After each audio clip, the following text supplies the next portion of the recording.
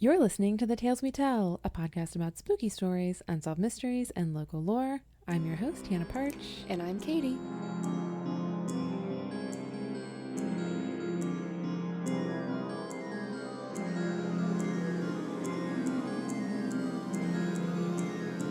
Welcome back, Katy! Yay! Yay!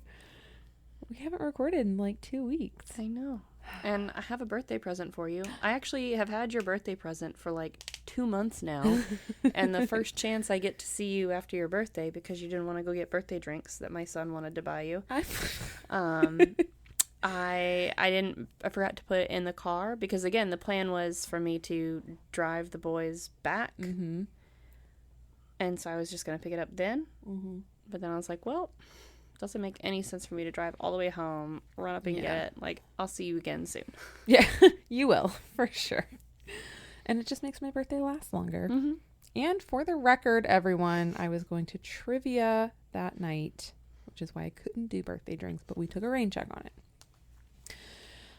it. Speaking of birthday, have you noticed the new addition to our studio?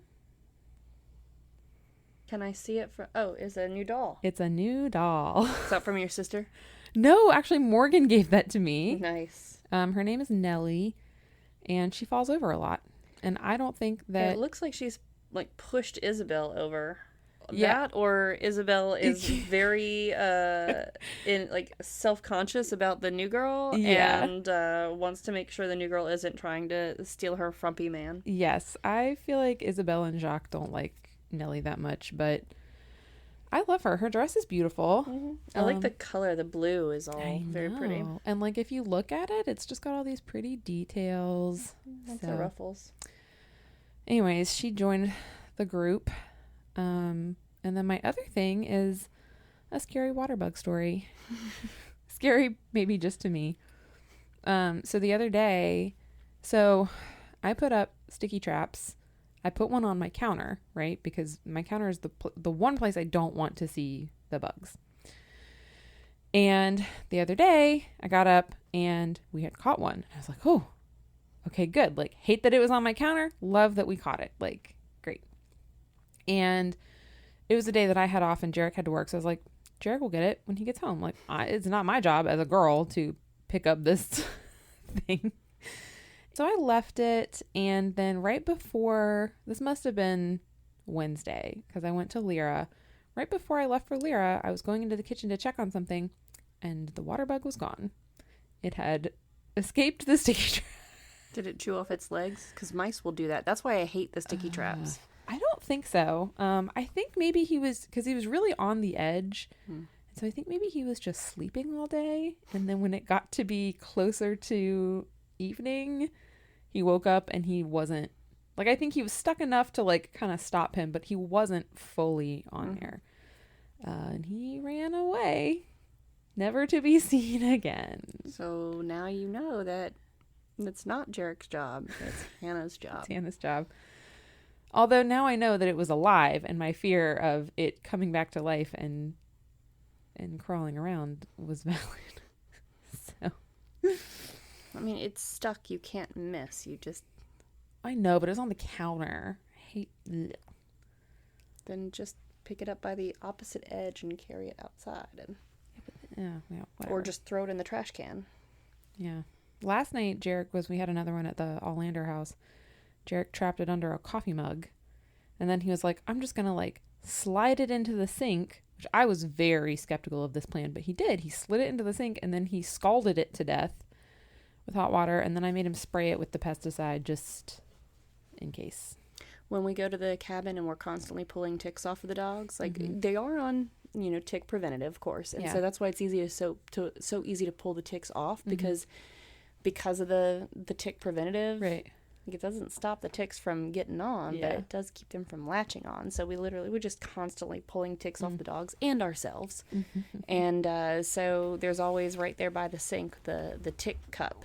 And it's usually just a coffee mug or something that we've put a little bit of water and dish soap in. Nice. So we pull the tick off and just drop it in the tick cup. That killed him?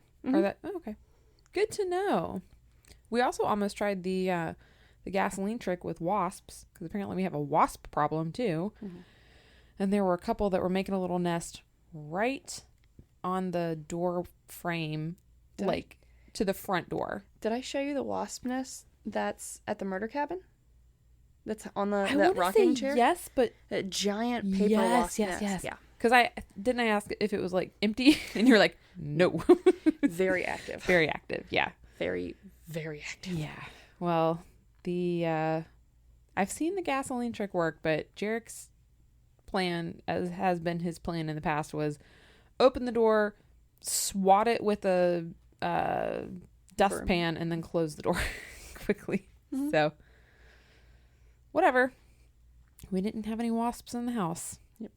So, we do have camel crickets, though, now, too. Which, I hate them. Okay. Are you ready for a story?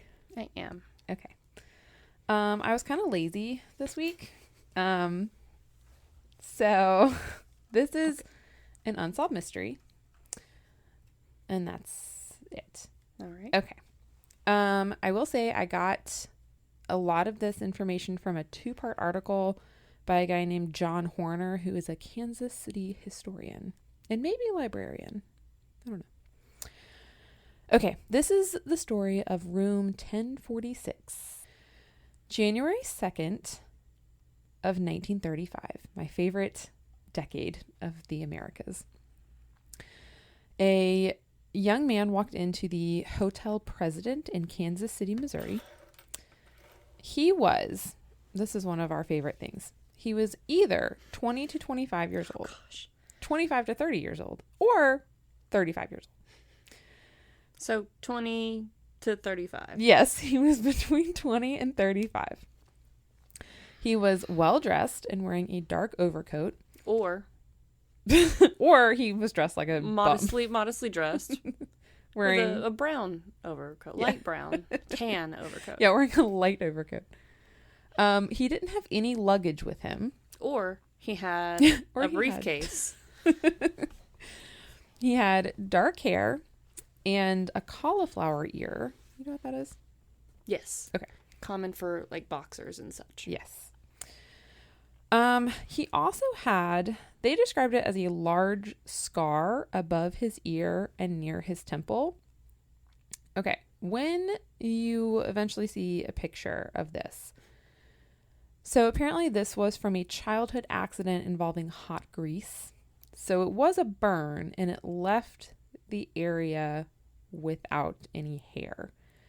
And Jarek, you can cut this out if you want, but if you've ever seen Jarek's yes. skin graft, yep, it looks like that, but just, I mean, it's a pretty sizable spot, and it's like kind of here. Well, things like, grease burns, those are generally, I mean, obviously if it leaves a scar, it's a significant burn, and those tend to be more likely gonna get like a 3rd-degree burn from that. Like, not always, obviously, because I've been splashed by grease too many times, and they always leave a blister, and I've had a couple that have scarred for years and eventually gone away and faded, but I feel like also the skin at your head is going to be so like thin and delicate and stuff that you're likely not going to be able to regrow hair in that area, just because the way the skin will scar and heal. Yeah. It just doesn't allow for it. Yeah. It's an unfortunate place to have hot grease poured on you or whatever. Let's just go ahead and say that anywhere on your body is not true. an ideal place for hot grease to go. Yeah. And apparently this guy had styled his hair in such a way that he hid it as much as possible. Yeah. Or like downplayed it. Yeah. Yeah. He couldn't be like Jarek and wear a baseball cap everywhere because it was 1935. So he asked for an interior room on the 10th floor and checked in under the name Roland Owen, which is 2 first names, which is annoying, but I'm going to call him Roland from here on out. So he was given room 1046. And despite having no luggage, the bellboy, Randolph Propst. There's 2 P's in there that are weird. Randolph showed Roland to his room. I guess because in 1935 you just got an escort to your room. Hotels have really gone down the toilet since. Tell me about it. Tell me about it. So, on the way up, Roland tells Randolph, the bellboy, that he had previously been staying at another local hotel, but it was too expensive at $5 a night. And you would be disappointed because I did not do my conversions, but I think that's around $100 a night. Yeah. Which is still pretty cheap. So, in my opinion. Today, yes. 5 years ago, meh. You know, like, because I was doing a lot of traveling for work. Yeah. That I would often have to, go somewhere, do some sampling, stay the night, wake up the next morning, do some more sampling, and then come home. Right.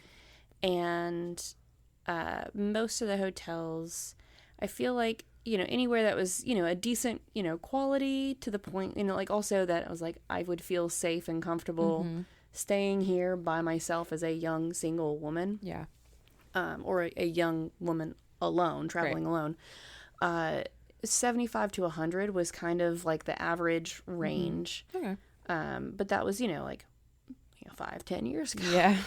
When everything seemed a little bit more affordable back then. Yeah, it did. Weird. So I haven't priced a hotel in a little while. Yeah, I was going to say, I feel like the last place we stayed was when we went to Rochester last year. And I want to say it was like, it had to have been close to 100, if not a little less than that. Turned out to be a shit hotel. And like, the breakfast offered was like a banana and a granola bar. And it also kind of depends on where you are too. And like the more kind of rurally areas, price is going to be lower. Go into like a work meeting in Raleigh. I know that it was like 125 a night, and then breakfast was not included. Ugh. And you had to pay another $15 for their buffet. Oh my gosh, $15? Yeah. And I mean, this is all covered by work and everything, but still, I'm just like, this is $15 for a hotel buffet. And we're paying the hotel to, rent one of their meeting rooms or whatever. So I'm like, you have a bunch of people staying in this meeting at this hotel for 1 to 2 nights. We're paying for a meeting room for 2 days. Like, I really think you need to comp our breakfasts. Yeah. And I can tell you, I mean, best we got was a warm cookie. I mean, I can also tell you from, again, granted 10, 15 years ago, they're not paying their workers very well at all. Probably not a living wage. So no. And I mean, you talking about how hotels have gone downhill because they had a bellboy to escort you. That still exists, but only in those really fancy hotels. Yeah. And honestly, I don't know. I don't think I would know how to handle or like how to operate or what to do if I was ever staying at a fancy enough hotel that had things like bellboys and whatnot, like just like all of the full services. And I feel so self-conscious about tipping and be like, do I tip everyone? Who do I tip? The bellboy, the concierge? I would have to study that. It's ridiculous. And I often think about people who live in big cities. I'm like, how do you go buy big things and like you have to have everything delivered and like you pay all these extra fees? And I've been recently rereading a whole bunch of letters that my parents sent from while we were in Singapore. And my mom was talking about how you have to go to the grocery store every day because everything is sold in very small quantities. So basically you go, you buy what you need to make for like dinner that night. And then the next day you go back and you do it again. And, that's all like good and well because also you're walking or taking the bus or both or whatever. But then she mentioned something about a provisioner. And so, like, yeah, you can, like, call and order through the groceries, or, like, you can go in and be like, I want to place an order for all of these things, and they'll deliver it later. But then they've got an actual, like, a provision company that you can call, and they will go and kind of like Instacart or Grubhub or whatever now. Yeah. You'll order, and, like, a third party will go and get it and bring it. But You know, I didn't realize that was something that, like, provision companies also catered to just regular people. Because watching Below Deck, you know, they're always talking to their provisioners. And I'm like, yeah, but that's a thing that, like, I feel like that's a service that exists for things like luxury yachts and other, like, you know, tour companies and whatnot. Yeah. But no, apparently we had a provisioner. Huh. So fancy. I know. Oh, man. Okay, so he's staying at apparently cheaper than $5 a night. I'm going to guess that this is like $3 a night. It's at least, at the most, it's $4 a night. Like, come on. So they get to their room, 1046, and Randolph, the bellboy, observed Roland, our protagonist, take a hairbrush, a comb, which are the same thing, and toothpaste out of his pocket and place them in the bathroom. And then he left. And he had the bellboy lock the door behind him. And then the bellboy gave Roland the key. And then they both went back downstairs. And Roland left the building to go about his business. He had dropped off his hairbrush and comb and was back out on the town. And something to mention is these rooms, at first, like, one thing I read said that they could only be locked from the outside, which I was like, that seems creepy. That's unsafe, yeah. Right? Then you could be locked inside. I know. So I don't know, but they have a way of knowing whether the room was locked from the inside or the outside. And I think it has to do with their pass key that they have, where, like, if it's locked from the inside, the pass key doesn't work, so they can't just unlock the door and go in when someone's there. Didn't have pass keys. They called it a pass key. Might be more like a skeleton key. Like a master key, yeah. So I think the assumption is if it's locked from the outside, then someone with the skeleton key can unlock it and go inside. So if housekeeping needs to go in when you're gone. So anyways, that comes in later. So a little later in the day, a maid named Mary Soptic came in to start her afternoon shift at the hotel. When she went to room 1046, it was locked. And because she is a normal hotel employee, she knocked on the door. Housekeeping. Yeah. And Roland was there. He let her in. And she apologized. She's like, oh, I didn't know someone was in here last night. There was like a different person. I didn't realize they had checked out and you'd come back. I can come back later and do this. And Roland was like, no. Go ahead and clean. It's fine. Do your thing. So she was like, okay. But she noticed that he had the shades drawn and the only light was from the desk lamp, which was dim. Now, I will mention that in this room, we also have the shades drawn and a lamp on, a dim lamp. Well, also, I thought you said interior room, so I was anticipating no window. It's interior facing a courtyard. Okay. So I think it's like a square-shaped building. So Mary inferred from this that Roland was worried or scared of something. I infer that he is just like us and doesn't like overhead lights. And maybe was just like making it moody or whatever. Also, you know, maybe he was, you know, kind of trying to take a nap or rest or relax or just kind of mellow. Sometimes the sunshine is too much for people. Before she left, Roland told her not to lock the door after herself because he was expecting a friend soon. But then he brushed his hair, put on a coat, and left. So I think he was expecting a friend who was just going to come up and either be waiting for him or get something from his room or whatever. But he was like, don't lock it. So Mary does that. She comes back around 4:00 that evening with fresh towels. And the door was unlocked. And Roland was inside, just laying on the bed, fully clothed. Which I have to imagine was like... Was he wearing his overcoat? I don't know. It doesn't say. But I'm imagining that Mary was like, oh, it's still unlocked from before. Yeah. I'll just drop these towels off, and then walks in and sees a man laying on the bed. Terrifying. That'd be startling.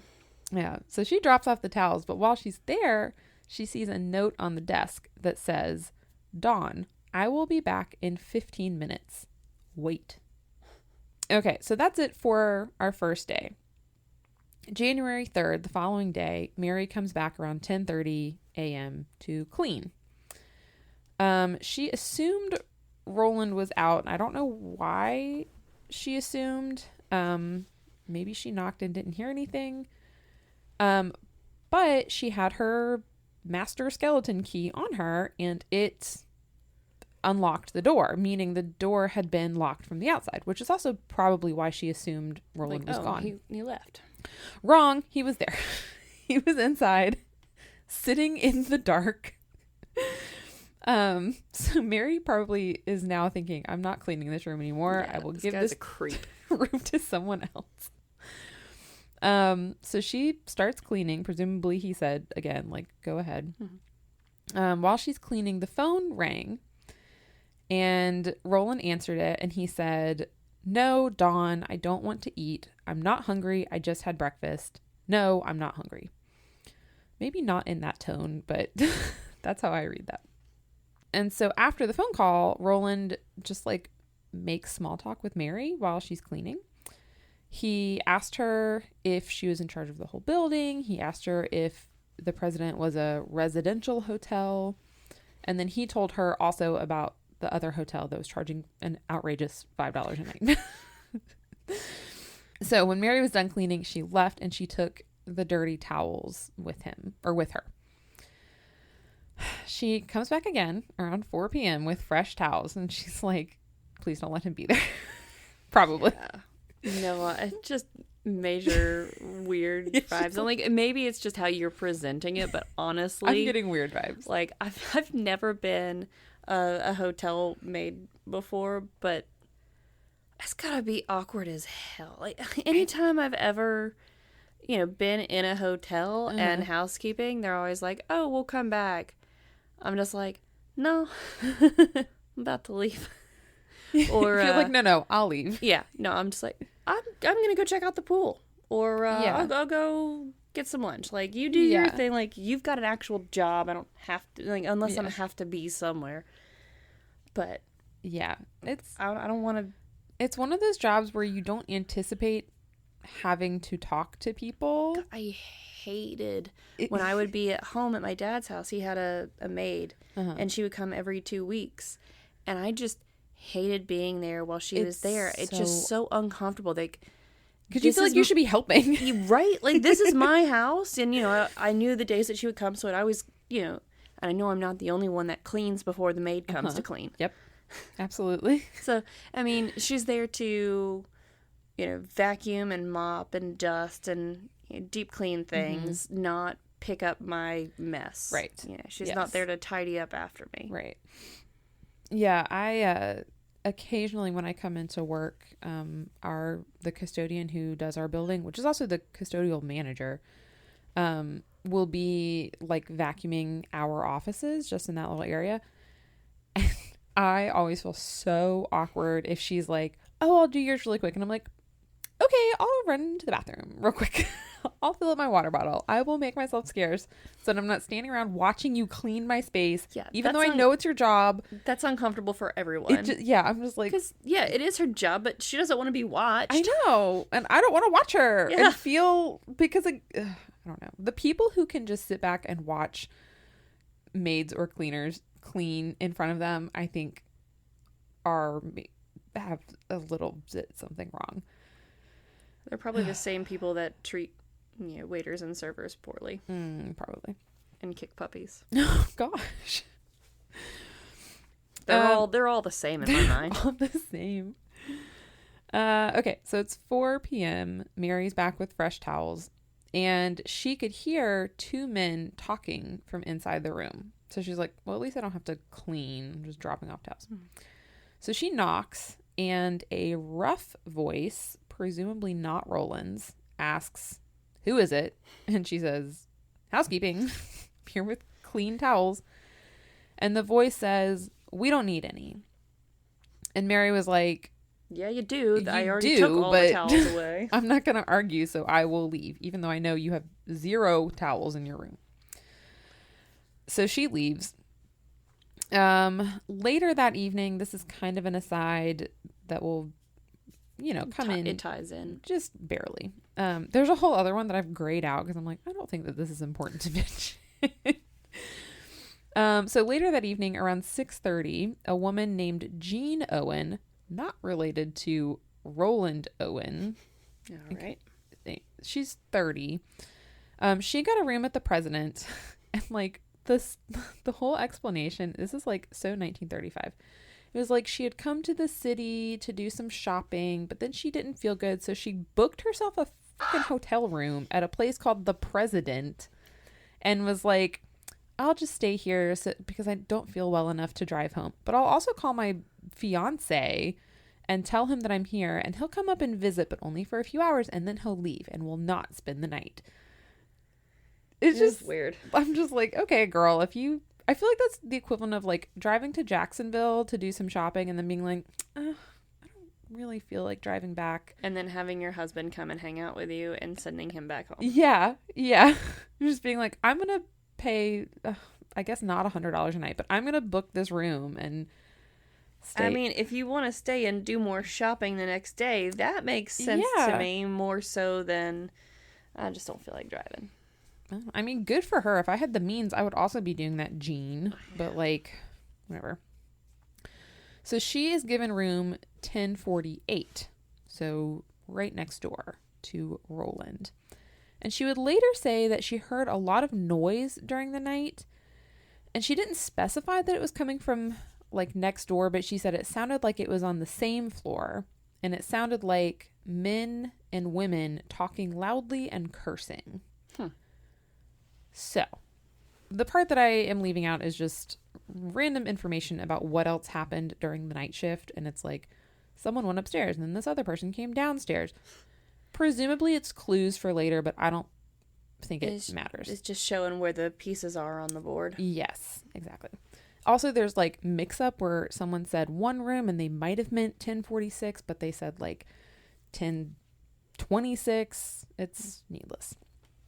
So go back to that morning, the morning of January 3rd.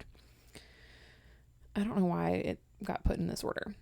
Anyways, it's around 11 a.m. and there's a man named Robert Lane driving down 13th Street, which is 1 block away from the hotel.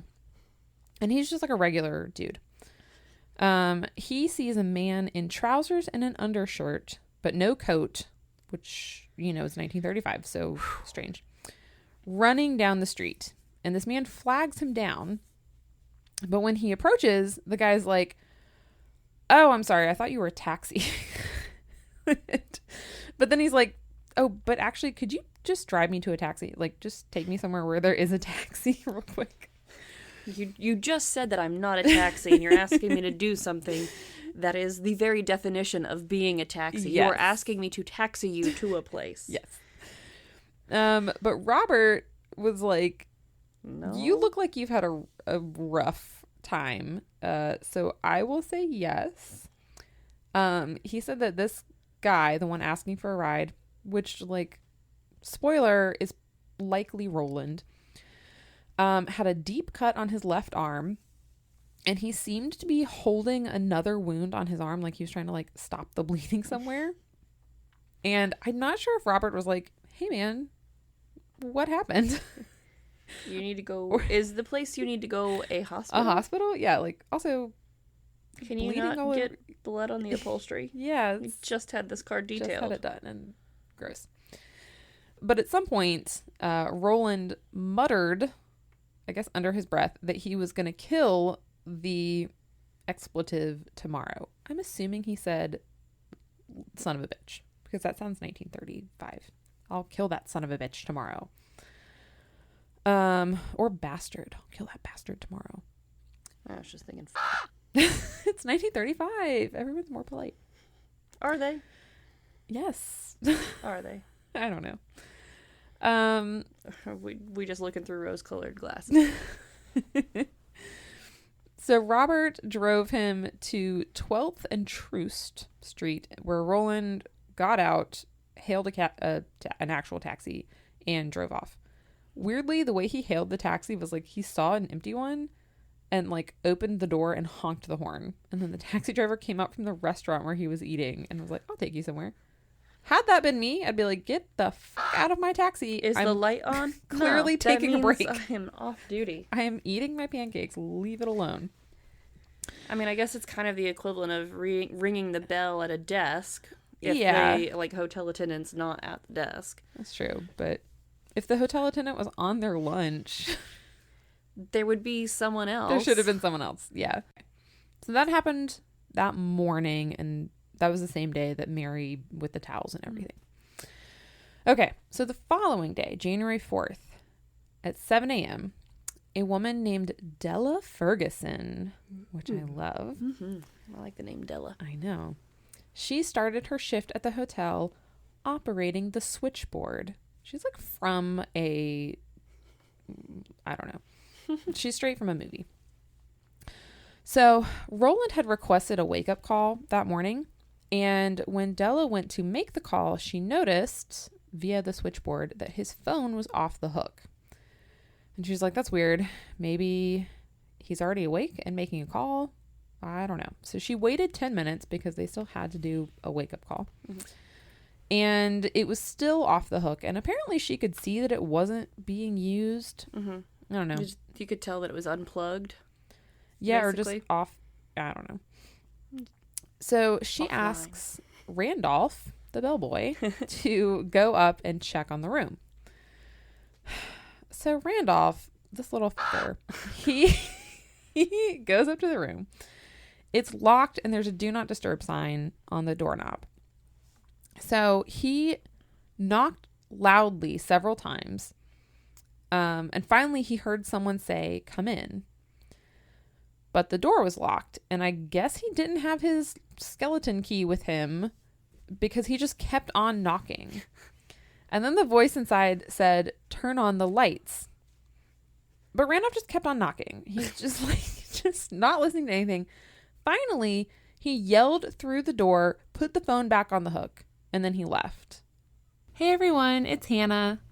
I wanted to quickly ask if you are enjoying the podcast, please leave us a 5-star review. It goes a long way in getting the show in front of other listeners. If you listen on a platform that doesn't do reviews, please follow us on social media, like the show, or leave a comment. Thank you. We love you guys, and we hope you enjoy the show. So he goes back downstairs, and he tells Della that the occupant was probably drunk and to send someone else up in about an hour. Okay. Which, like... You're just a bellboy. Like, who are you to give orders like this? I know. Also, you're not... You're not her boss. Like, you're not doing a good job, Randolph. She's in a different department. Like, there's certainly a conscious person in the room. Mm-hmm. Like, come on. So, at 8:30, Della is like, oh, I guess it's time to try again. So she sees that the phone is still off the hook. And this time she's like, I'm not going to send Randolph because he is not helpful. Yep. So I'm going to send this other kid, Harold Pike, up to the room. So Harold goes up and finds the door locked, but he had his skeleton key on him because he's responsible. So he lets himself in, which again means the door had been locked from the outside. Mm-hmm. Inside, the lights were off, but he could see Roland laying on the bed naked. There appeared to be dark shadows cast on the bed sheets, and Harold assumed that he was just passed out drunk. The table with the phone on it had been knocked over, so Harold puts that right and hangs up the phone, and then he left. And he tells Della the occupant was passed out, naked on the bed, probably drunk. I mean, I 100% understand not wanting to linger in a room where someone is naked and presumably asleep. Mm-hmm. However, and maybe this is just me and my natural curiosity and whatnot, I feel like I would have to do just a little bit more sleuthing because it's 8:30 in the morning, and he asked for a wake-up call at what time? 7:30. 7:30, and Randolph was there at 7:30ish, and there was voices then, like he was awake. He was awake. I mean, I must say he can't go back to sleep and then, you know, yeah, be out, but. And I get, like, from the perspective of, like, a service worker, not wanting to do something that could, like, get you in trouble. And also, I don't get paid enough for this. Yeah. And also, just, let's be stereotypical here. This is a man walking into a room with another naked man. Yeah. Men are super sensitive about no homo. Like, I gotta get out of here before somebody thinks I'm gay. Yeah, like, God forbid. I think they had enough. Like, I think they could have reasonably tried to wake him up and said, like, if he would, you know, and if he got mad, said, like, listen, sir, you asked for a wake up call an hour ago. We're just doing our due diligence. Yeah, we didn't want you to get mad at us for, you know, for say not that we didn't wake you up. Yeah, because, exactly. I mean, did he knock before going in too? Like, unlocking the door? I think so. I would think he knocked. Yeah. But he also had the wherewithal to think to try the key. And maybe that's why Randolph didn't do it, because he knew someone was in there and he thought, well, it's locked from inside, so I can't. But so at 10:45 a.m., another switchboard operator reported that the phone in 1046 was off the hook again. So Randolph is back on the case. So he goes back up to the room around 11 a.m. He had his skeleton key with him this time, so he let himself in. And I guess he did knock, got no response. The door was locked, so he lets himself in. So this is a quote from Randolph. When I entered the room, this man was within 2 feet of the door, on his knees and elbows, holding his head in his hands. I noticed blood on his head. I then turned the light on, placed the telephone receiver on the hook, priorities. I looked around and saw blood on the walls, on the bed, and in the bathroom.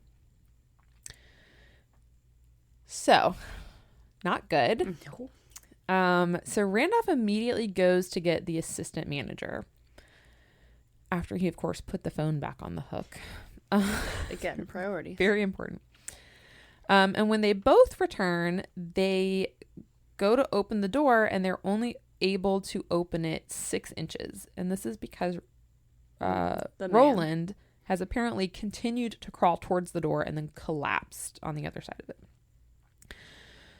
So they call the police. They call, like, a doctor. They are eventually able to get into the room. They find that Roland had a cord around his neck, wrists, and ankles. He also had multiple knife wounds to the chest, one of which punctured his lung. And they did say they were, like, on the left side of his chest, where that one important organ is. And he had a skull fracture and evidence that he had been hit more than once. Probably by the phone, which is why it was ripped out of the unplugged. Those dark shadows that had apparently been cast on the bed sheets were in fact pools of blood. There was blood spatter on the wall next to the bed, and there was even a small amount of blood splatter on the ceiling above the bed. Side note, is it blood splatter or blood spatter? I think both might be interchangeable. Okay. I'm not sure, but I mean, blood spatter, I think, is correct. Okay. I don't know if it's one of those situations where, like, lava versus magma, you use one for certain circumstances and the other for others. Now I have to ask the Google. I feel like you had told me something interesting about blood spatter, and that's why I thought you would know. Also, you missed, Katie, the freaking episode that I did last week with Morgan was French, and the whole time I was writing it, I was like, I don't have to worry about these pronunciations because Katie will do it for me. And I asked Morgan, I said, how's your French? And she said, what French? Non-existent. I was like, okay, we're on our own. Okay. blood spatter, which refers to a blood stain caused by an airborne blood drop when an external force is applied to liquid blood. Splatter can also refer to blood, but it means to fall or to drop in spots, while spatter means to spurt forth in scattered drops. So, okay. So probably spatter is what we should be using here. Yeah, especially with knife wounds and blunt force trauma, because when you hit a head or when you stab, even if it's when you're pulling the knife out and you're reaching back to stab again, you're spraying blood. Yep. You're spattering blood. I feel like there are like very specific forensic things that we all know because of like CSI, the show. And Forensic Files and other just lots of true crime things. And it's like, and so that's why I was like, I think they're both correct. So I was right. They are both correct, but they do have like slightly different meanings depending on. So I think it's, you have a blood spatter analysis or technician or analyst, whatever. But the blood spatter, an analyst will look at both blood spatter and blood splatter. Yes. So, someone, in the instance here, he's been stabbed. There's blood spatter on the ceiling and the walls. But then as he's crawling and trailing blood, there's blood splatter. Nice. So I think that's my understanding of how those words work. Yeah. I would also like to say that one of the other things I learned from CSI or Forensic Files or just being a girl into true crime, that they should be looking for someone who might have knife wounds on their palms because often the knife gets slippery with blood and slips, and then you cut your own hand. And also, it's just it's not an instant death usually, so the victim will often try to fight back. Yep, defensive wounds. We would have solved this crime. This would not be an unsolved mystery if we were on the case. Okay, so this would not be an unsolved case if Randolph had not been involved. Had not been involved. Exactly. Also, if it was like 50 years in the future, we probably would have gotten it. So Roland is shockingly still conscious at this point, but like barely conscious. And so they take advantage of this and say, hey, what happened? And he said, I fell and hit my head on the tub. And they were like, nope, that's not what we asked. You also did not tie yourself up with a cord. Yeah. And if by the tub you mean a knife, then maybe. So they said, who hurt you? And he said, nobody. And then he pretty quickly lost consciousness. He was rushed to the hospital because he wanted to get the expletive himself. Yes. He didn't want the cops to get him. Yes. So he's rushed to the hospital, and unfortunately he died shortly after midnight. So technically on January 5th. So police searched his room, like the crime scene. They found no clothes, which was weird because he was naked. So like whoever he was at least wearing clothes when he went into the room. Yes, at some point he had been wearing clothes, and whoever had left the room took those clothes with them. They also didn't find any towels, soap, shampoo, etc., like the things that a hotel provides. All of that was gone. And then also the towels were never delivered. The towels were never delivered. And they also didn't find a murder weapon, obviously. It would have been really wild if like the clothes, the tiny shampoo bottles, the soap were all missing, but the knife was there. Like, oops, we forgot something. So the only things they found in the room were a label from a necktie, a hairpin, a safety pin, an unlit cigarette, a small unused bottle of dilute sulfuric acid, and 2 water glasses, one of which was broken. Apparently, police had at one point, someone find an explanation for this.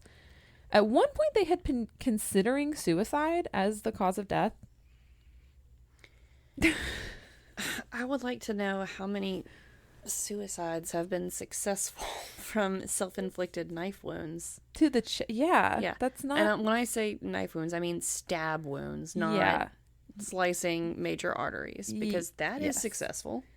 Yeah, I'm like, 1935 cops. Could I have had your job and been the best cop in the city? Probably. I mean, they also were probably like, we already know that, like, we're probably never going to solve this. Let's just call it suicide so we can wrap it up and say it's another case solved and help, help our statistics. Help pad our numbers and get better funding. Yeah. I feel like they're just like, let's just put suicide on the table just in case. But I feel like that's one of those things that you put on the table to immediately rule out. Yes. Because, you want to rule out all of the... Yeah. Rule out whatever you can, because whatever is left is the answer. Yeah. They did, thankfully, after their, like, investigation of the room, rule out suicide. And they're like, fine, I guess this was a homicide, probably. I suppose. They found small fingerprints on the telephone table, possibly from a woman, because women be having small fingerprints. I mean, not all women. Also, I don't really have fingerprints. That's true. You burned all yours off. Sorry, very short tangent. I was listening to a podcast about Alvin Karpis, who was an Alcatraz inmate. Obviously, that's what I'm listening to. He was the longest serving inmate there. But apparently at some point he had his fingerprints, I've always heard, like, surgically removed. I feel like we mentioned him before. He was probably, yeah. And I want to know exactly what that means, because if it doesn't mean just burned off with acid, then what does it mean? Because that's not surgery. Sliced off with a mandolin. Maybe. Let's hope it grows back. Okay, end of tangent. So the doctor determined that Roland's wounds had been inflicted 6 to 7 hours before he was found, which he was found at like 11 a.m. So that would be between 4 and 5 a.m., which means the first time that Randolph had gone to his room was only 3 hours. 3 hours, afterwards. And also, if the second guy had done just a little bit more looking around, probably would have, if he'd just realized, oh wait, that's blood. Yeah, the shadows aren't moving as I'm walking. Probably would have maybe lived. Yeah, and like, what is? Because I mean, several hours of blood loss is bad, but several stab wounds to your chest and blunt force trauma to your head is bad. But doesn't guarantee that if he had been found sooner, he would have survived. Yeah, but like 7 hours of blood loss on top of that is worse. Yeah, if we could have cut that down to like 3 or even 4 hours of blood loss. Yeah. Your chances have improved. Yes. And what is... I don't know by how much, but definitely improved, right? I mean, it's gotta be. Has to be. They didn't... What's the opposite of improve? Sorry, what's the word for opposite of improve? Decrease. They didn't decrease. Also, what I find really upsetting is just that one time when the second bellboy went up, when the first time when Randolph went up, that Roland was saying, come in, turn on the lights, like, please come inside, see what has happened. Like, yeah. I don't know why he couldn't have just said, like, please help me. Maybe he did, and Randolph was knocking so loudly that he didn't hear him. Maybe, I mean, it's also possible he was already just still kind of like delirious, like, come in, you're like, you're kind of out of it, like, turn on the lights, like, I don't know where I am, what's going on. Yeah, it's just sad. Police did determine that Roland Owen was not his real name. So while trying to figure out who had murdered him, they also had to figure out who he was. So they distributed a sketch of him, which is your first picture. Woohoo. I was wondering when I was going to get some pictures. It's not the most flattering picture, in my opinion. He looks, in this sketch, much older. So the front facing, he looks like he's in his, like, 50s. I know. On the side, he looks like he's 14. I know.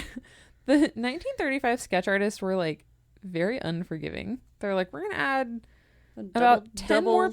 Yeah, 10 pounds of excess fat to your face, as well as many jowls and lines as we can, so that this person who's between 20 and 35 looks 45. So they like distributed this to a bunch of police departments. They had several members of the public come by the funeral home to view the body. Robert Lane came forward and was like, I think I gave this guy a ride. Police didn't really believe him. And they said it's because no one from the hotel saw Roland leave that day. But like, was someone watching all the time? Right. Like Also, I mean, are you keeping tabs on all of your guests? It's like, yeah. They followed up on hundreds of leads. They fielded calls from people across the country who were looking for missing loved ones. So anyone who had a missing loved one who, maybe slightly looked like him was like, could it be this person? They were able to find out that, quote, Roland had been seen in certain liquor places on 12th Street in the company of two women. Not a drinker. And with loose women. Woof. Because let's be real, if women are in liquor places, they're loose women. Exactly. Very much. They were also able to track down his information from the other hotel, the $5 a night hotel. Expensive. Yes. Like, insultingly expensive. So there he had checked in under the name Eugene Scott. So like, okay, Eugene. A man from Kansas City came forward, meanwhile, and identified the body as his cousin, Harvey Johnson of Dallas. So they're like, okay, Harvey. But then that guy's sister came forward and was like, Harvey Johnson's been dead for 5 years. Did he fake his death? Which is like, how didn't you not know that your cousin has been dead for 5 years? So you're like, okay, not Harvey. A wrestling promoter came forward, because remember he had that cauliflower ear, which is like a boxing thing, and said that he recognized him as a man who had come to him several weeks earlier looking to sign up for some wrestling matches. And that man had said his name was Cecil Werner. So you're like, okay, Cecil or Eugene, but not Harvey. No. He's been dead for 5 years. So on the 15th, January 15th, two of the detectives who were working the case were reassigned to two more recent, more pressing homicides. One of which was a guy who had been axed to death in an alley. Eesh. So I'm like, okay, fair. That one's fair. Yeah. That one's kind of alarming, but whatever. On March 3rd, newspapers announced that Roland, or Eugene, or Cecil, would be buried the following day in a potter's field, because obviously no one had come to claim his body. But before the burial took place, the funeral home received a call from an anonymous person. They said that they would send funds to cover the cost of the funeral and the burial, and they asked that he be buried at Memorial Park Cemetery in Kansas City, Kansas. Is there Kansas City, Kansas? Missouri. I'm pretty sure I looked because I was like, are we in Kansas now? Okay. I mean, that's where Missouri. We started. Maybe it was a typo in this article. Kansas City, Mo. Okay. Memorial Park Cemetery is where he wanted him to be buried so that he could be near his sister, meaning the caller's sister. So the funeral director who's on the phone with this anonymous caller is like, I'm going to have to tell the police about this. And the caller's like, I don't care. So the funeral director was like, okay, well, while I have you. Can you at least tell me his name? Or anything else? He stupidly did not ask his name, but he said, can you tell me why he was killed? And the caller allegedly said that Roland had been having an affair with one woman while engaged to another woman, and that he, the caller, and the two women had killed him together. And he said, quote, cheaters usually get what's coming to them. Yet they still wanted to pay for a decent burial. Yeah. And like, I'm going to go on record saying cheating is not a good reason to murder someone. Cheating is bad. Cheating is very bad. Do not condone it in any way, shape, or form. No. but maybe like go put some frozen shrimp in their curtain rods, not murder them. And like, I didn't mention this because I don't like it, but either forensics or police or whatever, they did think that Roland had been tortured before he was killed. So whoever killed him, this was a personal thing. And remember that girl Jean said she heard men and women yelling, maybe from that room, yelling and arguing and stuff on the night that he had been killed. So on March 23rd, the funeral home did receive an envelope with enough cash to pay for a decent funeral service and burial. Flowers had also been anonymously paid for, and the arrangement that was placed on the grave included a card that said "Love Forever," and it was signed Louise. Who's Louise? We never find out. Is Louise a third woman that wasn't part of the murder? Yeah, and like it's story? weird because it's like, okay, if you tortured and murdered him, but you still kind of feel bad enough to pay for his funeral, and maybe Louise was one of the women and she still loves him, but I don't know.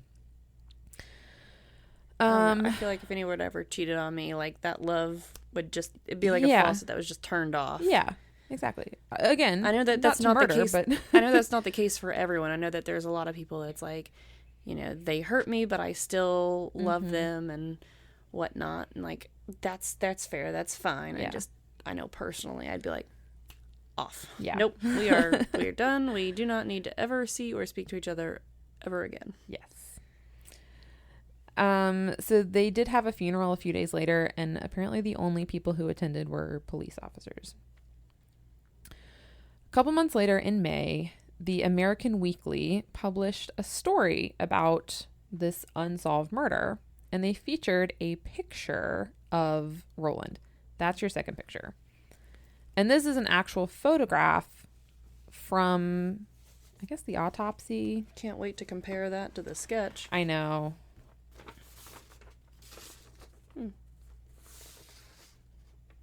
Actually, the side isn't too terrible. Like, the side of the sketch is just, it seems just super generic.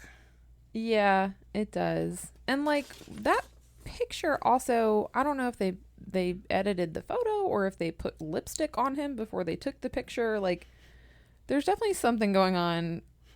Like, I don't know if maybe that was, like, when he was done up for the funeral and that was just, like, a 30s thing. I think it's something that, I think it does get kind of, I don't think it's editing so much. It's messing with the white balance. Because otherwise, like, you have to darken all of the shadows, like darken anything that has some dark or color to it, darken it so it's not all completely washed out. Right. So anyways, that picture is published, and it would take a year and a half, but in the fall of 1936, a woman called the police, I think. I don't know who she called. She called someone. Ghostbusters? And she said, I saw the picture in American Weekly, and I think that looks like my friend's son. He hasn't been seen since he left his home in Birmingham, Alabama in April of 1934. That friend was a woman named Ruby Ogletree. And on November 2nd of 1936, authorities confirmed that Roland was Ruby's son, Artemis Ogletree. He was 19. Oh, gosh. I know. There's a couple little heartbreaking parts of the story. That's one of them. Mrs. Ogletree told police that Artemis had left home in April of 1934 to hitchhike to California.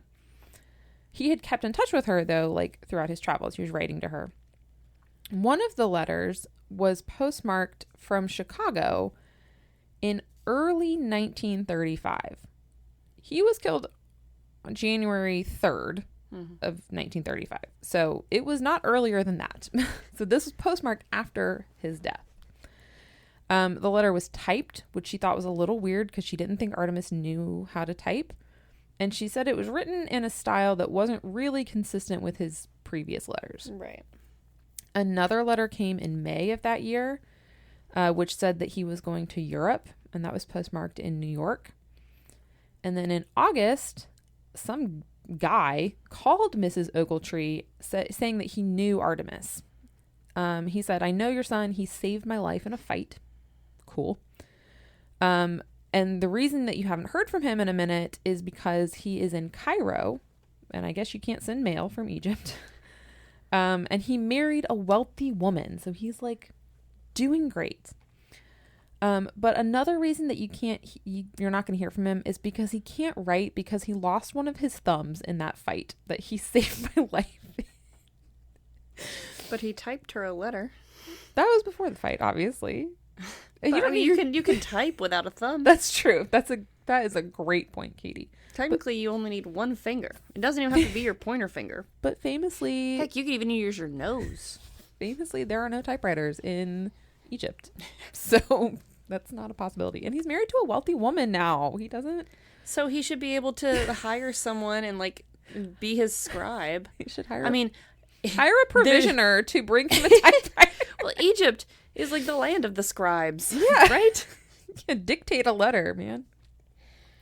So Mrs. Ogletree was like, I know the story was crazy. Like, this guy sounded a little off, but he seemed to have firsthand knowledge about my son. So, also, if you've gone for a long time without hearing from your son and you're starting to worry, like, I can totally understand someone clinging to a crazy story that if someone else told them, they would say that's insane and there's no way this is true.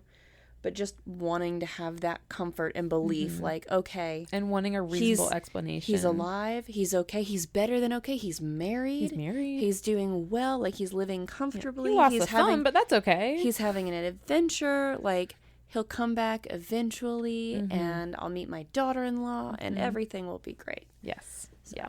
I can totally see someone believing that. Or, like, just wanting to believe that. Yeah, I know.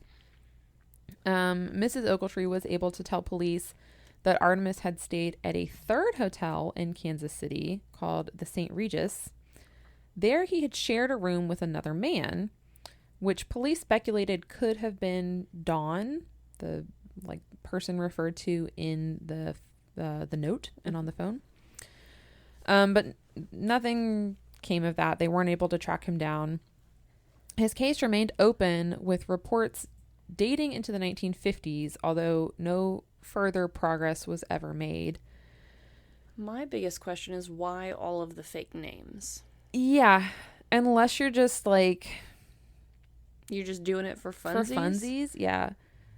I don't know. Like, it's like, okay, obviously he was in some kind of trouble. Obviously, like, his murder was personal. And, like, maybe it involved two women and a guy, but, like, that behavior is really sketchy. Like, paying for the funeral, like, insisting on paying for the funeral, but not giving his name. Maybe they didn't know his name. This sounds more like he got mixed up with the wrong people kind of a thing. Yeah. So the last thing that happened with this case was in 2003 or 2004. I don't know why you can't remember which one. But John Horner, the guy who wrote the articles that I read, received a phone call from someone asking about the case. There's so many mysterious phone calls. This person told John that they had been helping itemize the belongings of an elderly person who had recently died, and they found a box that contained several newspaper clippings about the case. It also contained an item that the news stories mentioned, but they wouldn't tell him what the item was. And I also don't know that they told him who the deceased person was. So a hairbrush or a comb? Yeah, I'm like, what could it be? Like, that bottle of acid that they found? Like, what is it? So Artemis's killer and motive remain unsolved. And that is the story of room 1046. Did I say that right? Yes, 1046. So, anyways, that's that. If you know what happened to Artemis Ogletree, which, great name. Like, why are you giving yourself so many other boring names if your name is Artemis Ogletree? Well, yeah. Although that's very distinctive, I guess. Yeah, that's true. And you already have a distinctive scar on your head. And the cauliflower ear. And the cauliflower ear. part of that could be fixed by just wearing a hat, my dude. Yeah. But, it's also January. Wear a beanie. I don't know if they had those in 1935. I don't believe so. Probably not. I mean, they definitely had like knit caps, but I don't know if they were like They were like style. just reserved for dock workers. Maybe. Possibly, yeah. Possibly. The Zizou people. Yeah. But you had to wear them above your ears. Yeah. You actually couldn't cover your ears with them. Oh gosh. Well, if you want to see the pictures from today's episode, you can check out our Facebook and Instagram at The Tales We Tell Podcast. If you want to see pictures but don't do the social media, check out our website, thetaleswetellpodcast.com. And if you want to support us and get yourself some sweet, sweet swag, you can check out our Redbubble store. Search The Tales We Tell. We've got several different logos, and you can put that on anything. And if you want to support us but don't need the stuff, except, I don't know, early access, commercial-free listening, sometimes some fun bonus content, stickers, love notes, and as always, our undying love and appreciation, become patrons at patreon.com. And lastly, another super quick, fast, easy, and free way to support us is check out our YouTube channel. It's all of the episodes, all the audio. It's just another way to listen. Mm-hmm.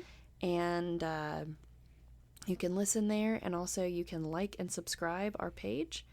And that helps immensely with helping us get kind of traction and getting the podcast out there and find more listeners. Yes. Like you lovely, wonderful, beautiful people. Yep. We want more of you. We love you, but we want more of you because we're greedy. Yeah. All right. Well, precious. We watched that last night. Nice. All right. Well, we will be back next week with something. And you'll enjoy it. Or else. Okay. Bye-bye. Bye-bye.